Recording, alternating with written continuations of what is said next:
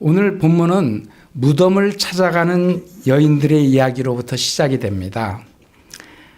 예수님께서 십자가에 달려 돌아가실 때 그렇게 환호하던 사람들, 메시아가 왔다라고 환호하던 사람들은 너무도 허망하고 너무도 좌절이 되었습니다. 어쩌면 그렇게 예수님이 틀림없이 메시아일 것이라고 생각하고 호산나 찬송하리로다 하면서 영접도 했는데 그렇게 무기력하게, 그렇게 그냥 꼼짝도 못하고 붙들려서 십자가에 달려 돌아가신 걸 보면서 사람들은 낭망하고 좌절하였습니다. 혹시나 했더니 역시나구나, 아니 우리가 잘못 믿었구나, 잘못 알았구나, 다 낭망했습니다. 제자들도 예수님이 십자가에 달려 돌아가실 때 뿔뿔이 흩어져서 다 도망가고 말았어요. 그런데 그 십자가의 자리에 끝까지 있었던 사람들, 그 여인들을 마태복음 저자는 주목해서 보고 그 여인들의 행적을 너무도 뚜렷하게 그려내고 있어요. 십자가에 달려 돌아가실 때도 그들을 십자가를 바라보고 있는 이 여인들이 갈릴리로부터 쫓아와서 예수를 쫓아와서 계속 예수를 쫓아가고 있는 모습을 보여주는 거예요.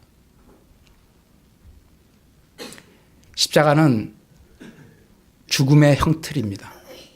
그 형틀을 거치고 이제 예수님이 장사 지내시게 됩니다. 무덤에 묻히시는 거예요. 그리고 그 무덤에 묻히는 일을 갑자기 나타나서 한 이 아리마대 사람 요셉이 그 장사를 다 마치고 난 다음에 가고 난 뒤에도 이 여인들은 그 무덤을 향하여 앉았다라고 말하고 있어요. 그렇게 주님이 지금 돌아가시고 무덤에까지 묻혔을 때 많은 사람, 모든 사람 다 흩어지고 다 낭망하고 다 포기했을 때에도 끝까지 무덤을 향하여 앉아서 그 예수님에 대한 사랑을 끊을 수 없어서 그 사랑을 계속 절절하게 나타내고 있던 이 여인들, 이 여인들이 안식일이 지나고 안식 후 첫날 새벽이 밝아오는 시간에 예수님의 무덤으로 달려나가고 있는 걸 보여주고 있습니다. 28장 1절은 이렇게 말합니다. 안식일이 다 지나고 안식 후 첫날이 되려는 새벽에 막달라 마리아와 다른 마리아가 무덤을 보려고 갔더니, 이들이 얼마나 예수님의 무덤을 가려고 절절한 마음으로 기다렸는지 안식 후 첫날이 되려는 새벽에, 그 새벽 완전히 기다리는 것도 아니고요, 되려고 안식일 끝나가는 것과 동시에 그냥 나오는 거예요. 얼마나 그 예수님에 대한 사랑이 절절한지를 볼 수가 있습니다. 여러분, 그들이 왜 이렇게 그 예수님의 무덤으로 갈까요? 마가복음 16장 1절은 이렇게 말합니다. 안식일이 지남에 막달라 마리아와 야고보의 어머니 마리아와 또 샬로메가 가서 예수께 바르기 위하여 향품을 사다 두었다가, 그들은 마지막 주님의 그 시체에 마지막 예의를 표하고 싶은 거예요. 향품을 사다 두었다가 바르고 싶은 거예요. 주님은 이미 돌아가셨고 세상 사람들은 다 무시하고 다 이제 포기하고 다 돌아가는데 그들은 예수님에 대한 마음이 끝까지 있는 거예요. 여러분, 왜 그들이 그렇게 예수님을 포기할 수 없습니까? 그들의 마음에 예수님에 대한 사랑이 그대로 있기 때문에 그래요. 여러분, 그 사랑은요, 은혜 받은 자들의 특징이에요. 예수님에게 얼마나 큰 은혜를 받았든지 그 은혜가 아직도 기억되고 있고 그 은혜가 차고 넘쳐서 주님이 돌아가셨을지라도 내가 끝까지 사랑에 빚진 자로 얼마큼이라도 내가 그 사랑을 갚아드리고 싶은 마음, 이 여인들이 가지고 있는 마음이에요. 그리고 안식 후 첫날에 안식일이 끝나가면서 그 캄캄했을 때, 어두웠을 때 아직도 다 밝아지지 않은 그 어둠을 뚫고 무덤을 향하여 달려나가고 있는 모습을 볼 수 있어요. 여러분, 사랑하는 사람은 온갖 어려움과 두려움이 있어도 그 사랑하는 마음이 그것을 넘어가게 하고 이기게 하는 줄로 믿을 수 있기를 바랍니다. 이 여인들의 마음이에요. 그리고 그 여인들이 지금 무덤을 향해 가고 있는 거예요. 그 무덤을 향해 가고 있으면서 그 여인들에게 있는 가장 큰 걱정거리, 문제가 무엇인가? 그것은 그 무덤의 돌문을 누가 열어서 줄 것이냐는 거예요. 그 돌문은 여자들의 힘으로 이렇게 움직일 수 없는 큰 바위돌이에요. 그래서 그 아주 장정 서너 명이 들어서 옮겨야 옮길 수 있는 그런 돌들인데 여인들이 그거 옮길 수가 없는데 누가 우리를 위하여 저 돌을 옮겨줄는지. 아니 지금 그것에 대한 답이 없어요. 무슨 해결할 수 있는 그 답을 갖고 있지를 않으면서도 그래도 포기할 수 없어서 그 주님이 계신 그 무덤으로 달려나가고 있는 거예요. 더군다나 그 무덤은 대제사장들의 요구에 의해서 임봉이 됐어요. 임봉하고 봉인하고 나서 거기 군인들이 지키고 있는 그런 곳이에요. 그것을 어떻게 들어갈 것인가? 여러분, 그것에 대한 답을 갖고 있지 않은데도 불구하고 여인들은 그 예수님이 계신 무덤으로 달려나가고 있다는 것을 말해주는 거예요. 여러분, 여러분과 제가 이 돌문이 열려질 수 있을지 없을지도 모르고 있다면 거기 갈까요? 여러분과 저는요, 신앙생활 하면서 너무도 많은 이유와 핑계들을 가지고 있어요.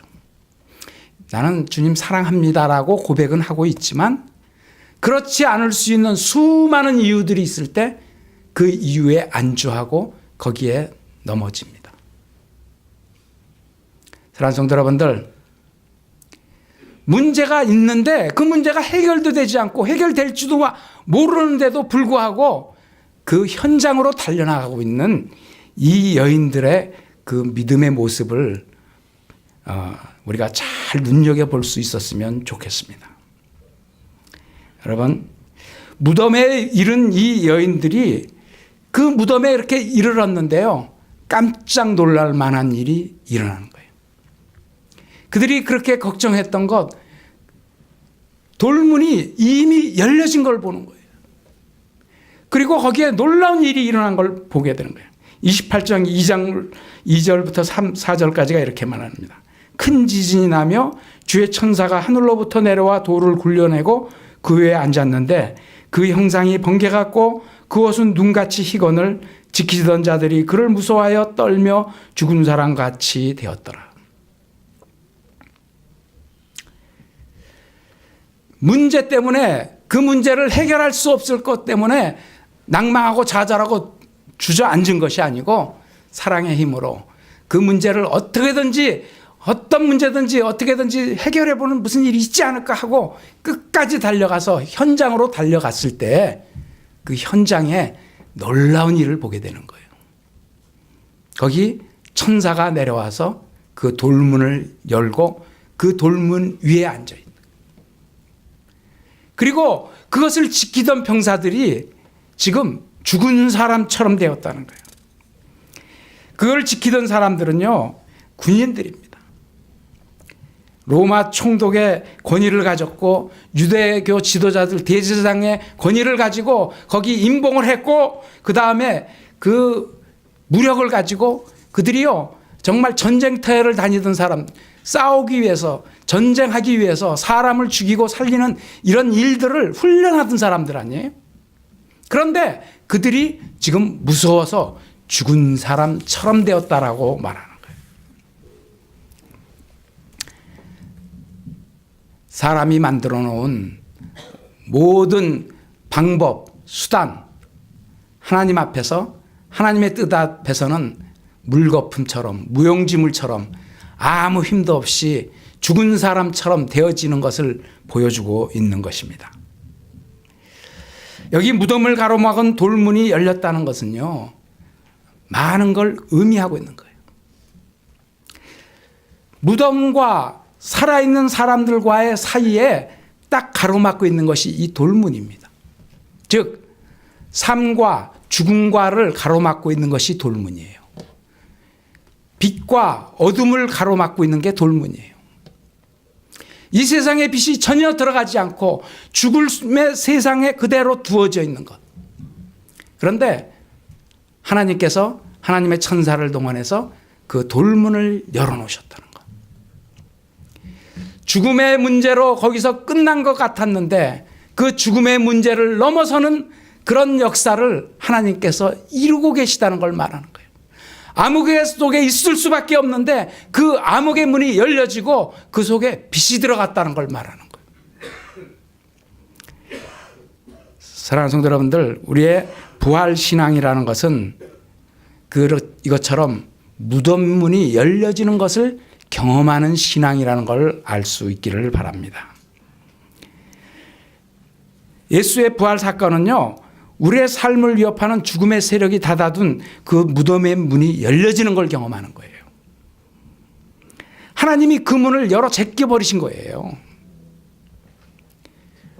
그래서 부활의 신앙이라는 건 우리가 죽고 난 뒤에 우리의 그 육체가 다시 살아나는 그 사건만을 의미하는 것이 아니고 지금 여러분과 제가 부활의 신앙으로 살아간다라는 이 말은 나의 삶 속에 단절되어졌던 것. 정말 무덤의 그 돌문처럼 딱 들어막혀 있던 것. 그런 것들이 우리 안에 있습니다. 여러분, 누구에게도 보여주기 싫고 보여주어서는 안 될 것 같은 것. 그런 돌문을 딱 닫고서 살고 있는 사람들이 얼마나 많은지 몰라요. 전혀 빛이 들어가지 않고 어둠 속에 있을 때 그것은 그대로 남아있는 거예요, 여러분. 부활의 신앙이라는 것은 그 내 안에 닫혀져 있던 그런 돌문이 열려지고 그것을 부활하신 주님 앞에 내어놓고 주님의 빛이 쬐어짐으로 그 상처가 아물게 되고 낫게 되는 역사를 경험하는 것을 말하는 것이에요. 부활의 신앙이라는 것은 너와 나 사이에 담겨져 있던 이 돌문, 통하지 않던 돌문, 그게 열려지는 걸 경험하는 걸 말하는 거예요. 나의 미움 때문에, 나의 시기 때문에, 나의 기분 때문에, 나의 감정 때문에 보고 싶지 않은 사람, 여러분, 그게 열려지는 역사가 있는 시간이 될 수 있기를 축복합니다. 부활의 능력은요, 밝은 빛에 비춰지기 시작하면서 죽음의 문제, 닫혀져 있던 모든 문제, 그것 가로막고 있던 문제들을 뚫어내고 열려지게 하는 놀라운 능력의 역사가 일어나는 걸 말하고 있는 것입니다.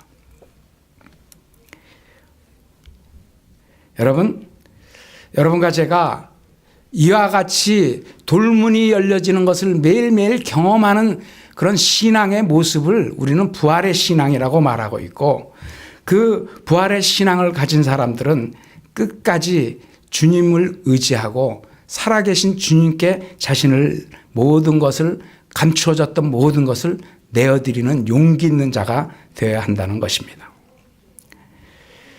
이 여인들이 천사의 소식을 듣습니다. 28장 5절과 6절은 이렇게 말합니다. 천사가 여자들에게 말하여 이르되 너희는 무서워하지 말라. 십자가에 못 박히신 예수를 너희가 찾는 줄을 내가 아노라. 그가 여기 계시지 않고 그가 말씀하신 대로 살아났느니라.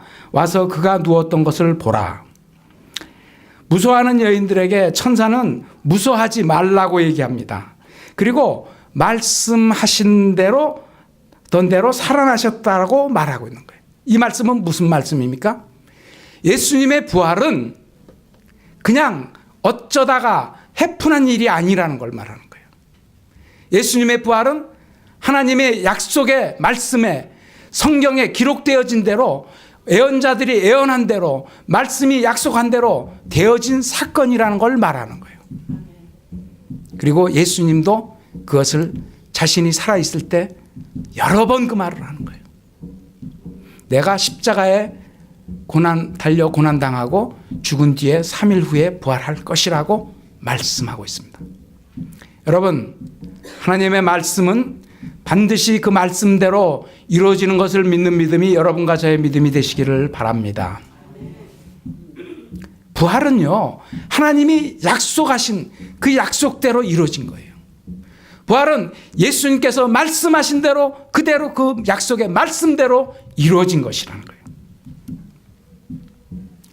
그리고 그 증거로 천사들이 보여준 것이 무엇입니까? 들어가서 빈 무덤을 보라는 거예요. 여러분, 그 무덤은요, 그냥 비어져 있는 무덤이 아닙니다. 혹시나 해서 대제사장들의 요구에 의해서 돌문으로 막고 임봉하고 군인들이 지키던 무덤이에요. 그런데 그 무덤이 열려지고 이 지키던 자들은 죽은 자 같이 되었고 그 안에 비어져 있는 무덤을 보여주고 있습니다. 여러분,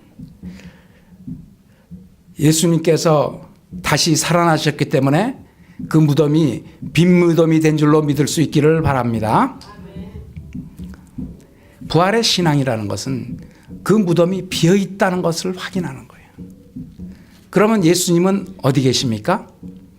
예수님은 살아계시고 승천하셔서 하나님 우편에 앉아 계시고 마지막 날 다시 오실 그날을 준비하시고 반드시 다시 오실 것을 바라보는 믿음이 여러분과 저의 믿음이 될 수 있기를 바랍니다. 이렇게 말하고 그 다음에 이 천사가 부활의 소식을 전하고 그것을 제자들에게 전하라고 말합니다. 그러자 이 여인들이 바삐 그것을 돌아가서 가려고 할 때 그들이 예수님을 만나는 영광을 누리게 됩니다. 28장 9절입니다. 예수께서 그들을 만나 이르시되 평안하냐 하시거늘 제자들이 나아가 그 발을 붙잡고 경배하니. 정말 예수님을 끝까지 사랑하고 끝까지 예수님을 따라가던 그 여인들이 부활하신 주님을 만나 뵙는 영광을 누리게 되는 거예요. 부활하신 주님이 제일 처음 만나 주신, 주님을 사랑하고 주님을 사모하고 주님께 마음 들여서 주님께 다가온 자들을 주님께서 사랑하시고 부활하신 주님이 그들에게 나타내 주시고 만나 주시는 거예요. 그리고 그 주님께서 제일 먼저 하신 말이 뭐예요? 평안하뇨. 여러분, 주님께서 샬롬을 말씀하시는 거예요. 그 여인들이 그 무덤에 갈 때 그 두려움, 그리고 무덤문이 열려지고 나서의 그 무서움, 여러 가지 모든 것들을 다 해결해 주는 것, 주님께서 평안을 비시는 거예요. 부활하신 주님은 만나는 사람들에게 제일 먼저 평안을 빌어주시는 거예요. 여러분, 평안이라는 건 뭐예요? 그 마음 가운데 완전히 채워진 상태를 평안이라고, 하나님이 주신 평안이라고, 샬롬이라고 말하는 거예요. 그 여인들이 지금 세상 여러 가지 근심 걱정, 무덤 때문에, 돌문 때문에, 또 지키는 경비병 때문에, 여러 가지 문제 때문에, 예수님이 돌아가신 것 때문에 슬퍼하고 어려워하고 두려워했지만 그들이 예수 그리스도 부활하신 주님을 만나고 나서 그 마음에 평강이 깃드는 것을 말하는 거예요. 여러분, 부활하신 주님을 만나면 우리 마음 가운데 참된 평강이 임하게 되는 줄로 믿을 수 있기를 바랍니다. 세상 가운데서 그렇게 부족하고 모자라서 쩔쩔매고 이 문제 때문에 저 문제 때문에 걱정하고 두려워하고 무서워 떨던 사람들, 부활하신 주님을 만나시는 여러분과 제가 되어질 수 있기를 바랍니다. 그때 주님께서 주시는 평강이 우리에게 임한다는 거예요. 그리고 그 평강은 세상이 줄 수 없는 평강이에요. 세상 어떤 것도 빼앗을 수 없는 평강이에요. 여러분, 그 주님의 평강이 여러분과 저에게 임하기를 축복합니다. 그 부활하신 주님을 만난 이 여인들이 그 예수님의 발을 붙들고 경배했다라고 말하는 거예요. 예수님의 발을 붙잡고 발을 잡고 경배하는 자세는 어떤 자세입니까? 그것은 바로 엎드리는 자세입니다. 그들이 엎드려서 예수님의 발을 붙잡았다는 걸 말하는 거예요. 이게 바로 경배의 자세고 예배의 자세입니다. 또한 기도의 자세입니다. 사랑하는 성도 여러분들, 우리가 예수님을 온전히 나의 주님이요 나의 구세주로 경배하시는 여러분과 제가 되기를 바랍니다. 여러분, 예배의 자리에 나올 때마다 우리가 엎드려지는 자가 될 수 있기를 축복합니다. 내가 그대로 살아있는 것은 하나님의 예배가 받으실 만한 예배가 못 된다는 걸 말하는 거예요. 내가 온전히 엎드려져서 경배하고 그 주님 앞에 납작 엎드려졌을 때 하나님이 받으시는 예배가 되는 거예요. 여러분, 우리가 예배를 드린다고 하면서도 여전히 내 생각과 내 마음과 내 뜻대로 다 생각하는 그런 예배를 드릴 때가 얼마나 많은지 몰라요. 여러분과 제가 예배 자리에 왔을 때, 예배 드릴 때 우리가 온전히 무릎 꿇고 엎드려져서 나를 제물로 하나님께 온전히 드려지는 예배의 시간을 가지는 여러분과 제가 될 수 있기를 바랍니다. 그게 예배자의 모습이에요.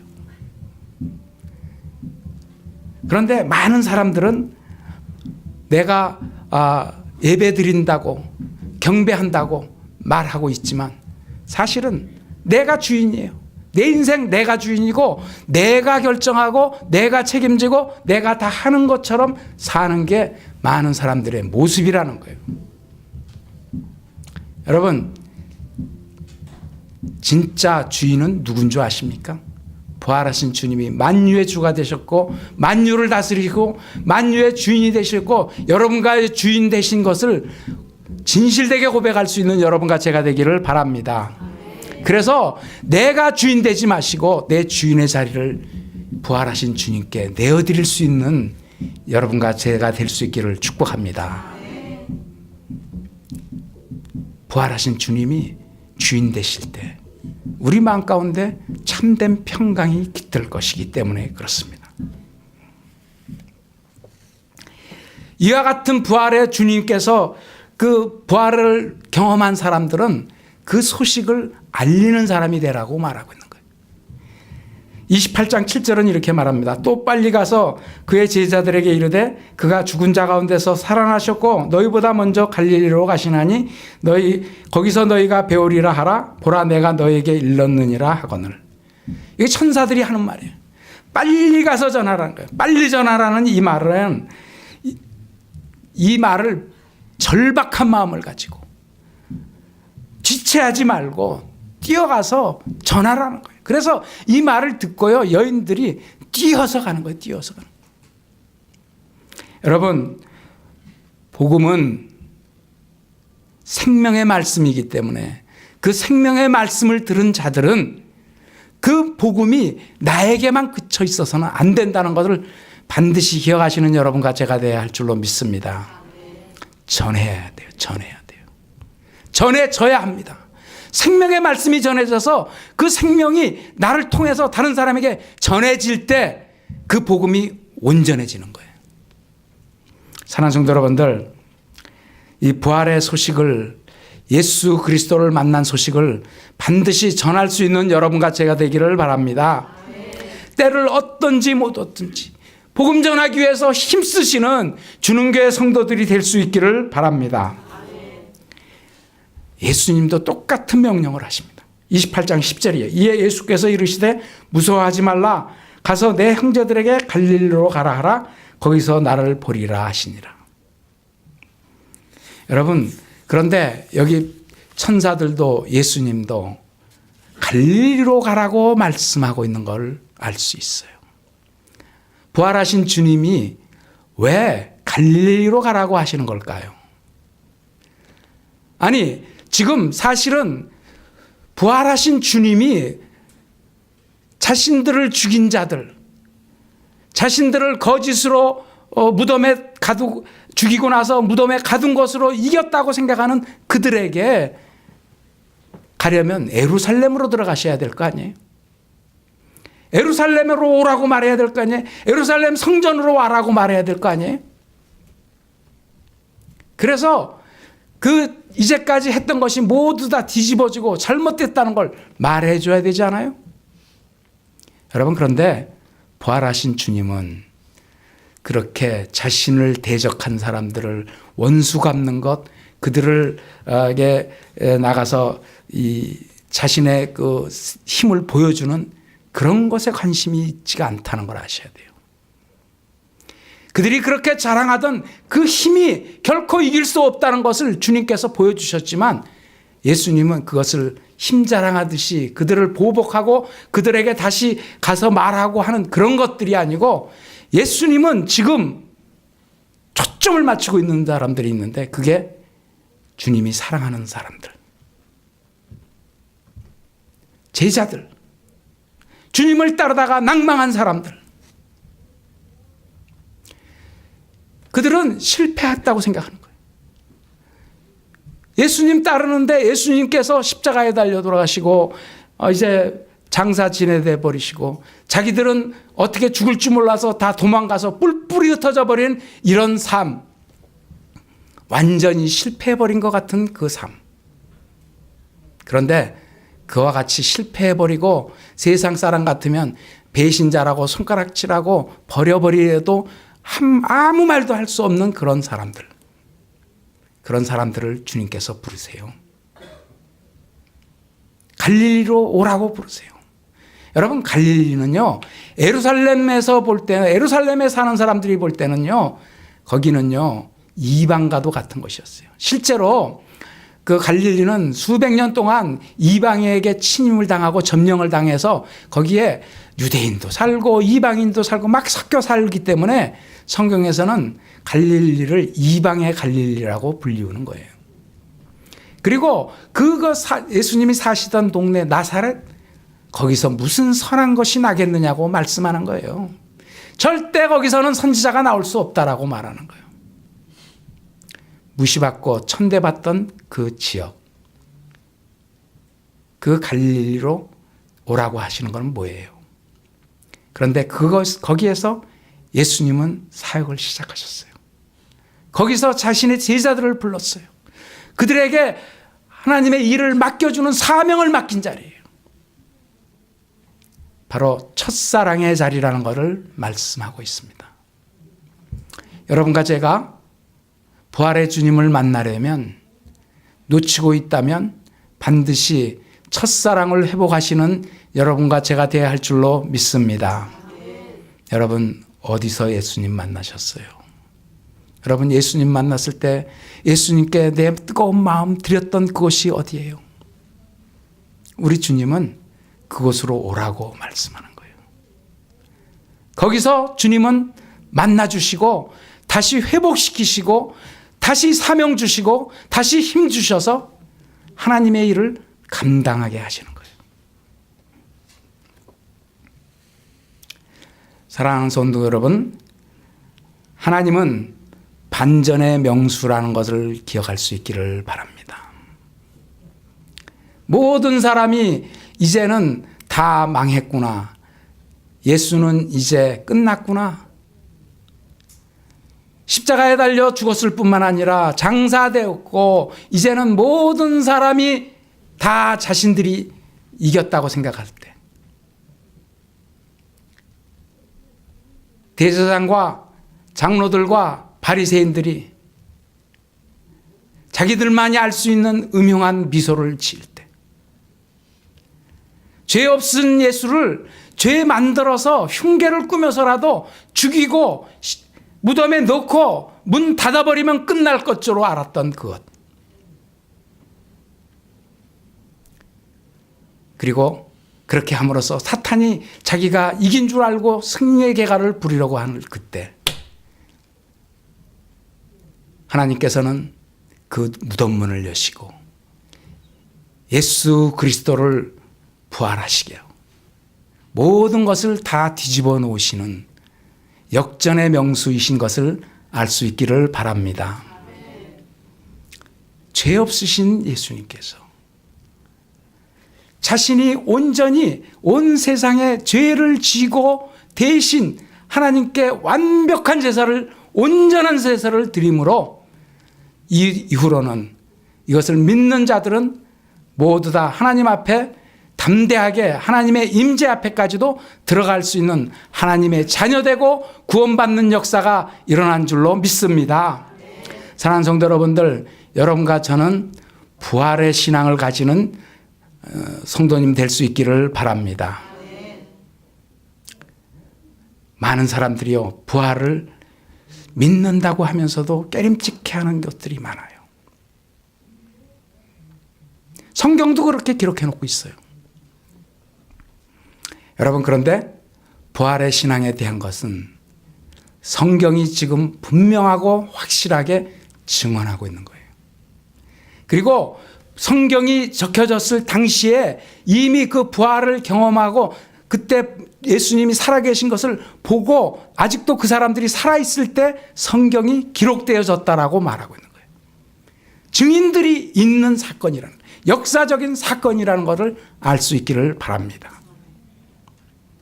거기다가 부활이 무엇을 끼쳤는가를 볼 수 있어야 돼요.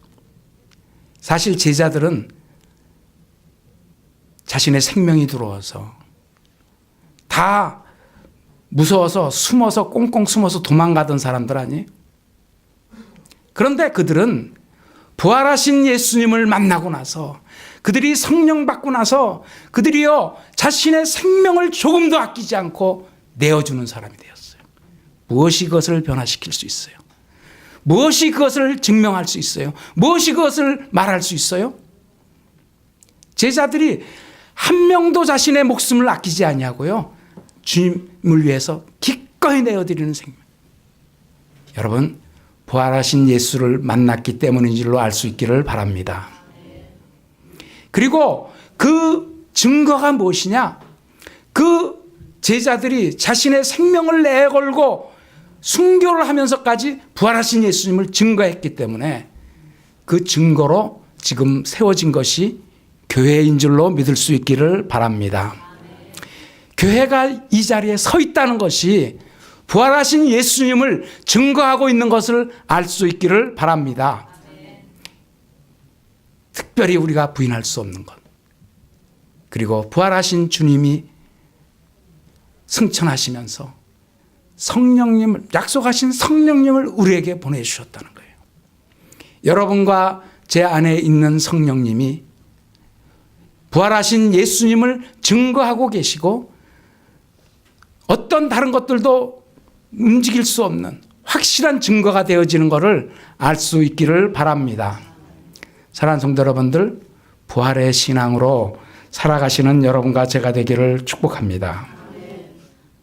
그래서 우리를 붙잡고 있는 모든 것들, 세상에서 여러 가지 형태로 우리를 얽매고 붙잡고 있는 것들, 그것들을 능히 이길 수 있는, 죽음의 문제까지도 넘어서게 하시는 그 부활하신 예수님을 항상 내 마음에 품고 주인으로 섬기고 주인으로 모시고 살아가서 부활의 신앙으로 살아가시는 여러분과 제가 되기를 축복합니다.